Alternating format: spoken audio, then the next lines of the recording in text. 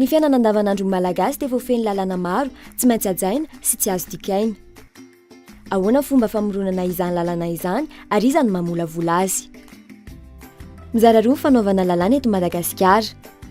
Ny volavolan-dalàna izay avy amin'ny Prime Ministre sy ny gouvernement, ary ny tolo-dalàna izay avy amin'ny antenimieram-pirenena na ny antenimiran-doholona. Ny mampiavaka ny tolo-dalàna. Ny tolo-dalàna dia tsy maintsy hamariny ny voamera mahefa ny mahara-dalàna azy sy ny mahazo ekena azy eo amin'ny lafiny ara-bola. Rehefa avy eo dia alefany amin'ny gouvernement izany mba hanomezany ny heviny. Ny dingana voalohany amin'ny fanaovan-dalàna dia ny fametrahana ny volavolan-dalàna na ny tolo-dalàna eny amin'ny birao maharitry ny iray amin'ireo antenimera.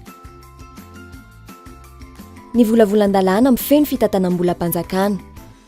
Miavaka ny volavolan-dalàna mifeno fitantanam-bolam-panjakana izay tsy maintsy apetraka eny amin'ny biraon'ny antenimieram-pirenena aloha. Fanaraha-maso sy ady hevitra.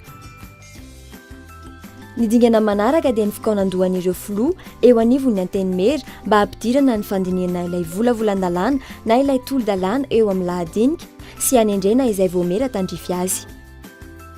Rehefa izay dia miditra amin'ny ady hevitra ireo voamera mba handinihana ilay rizateny ka hanekena azy na koa hitondrana fanovana aminy.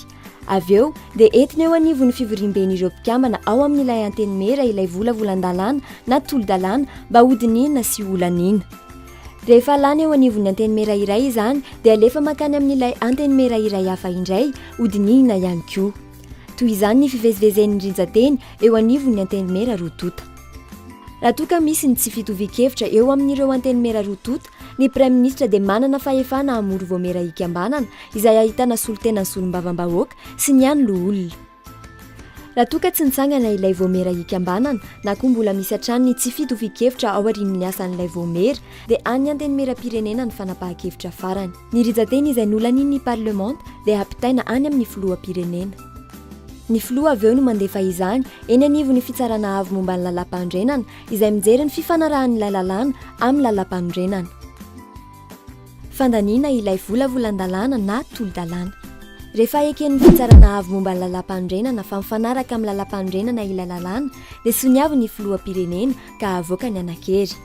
Avoaka ao amin'ny gazety-mpanjakana ny Repoblika Malagasy izany mba ho fantatry ny rehetra. Marina fa manan-kery manerana ny nosy ny lalàna nivoaka gazety-mpanjakana. Ny lanjan'ny lalàna izay navoaka rehetra dia mitovy avokoa ary tsy miankina velively amin'izay namolavola azy.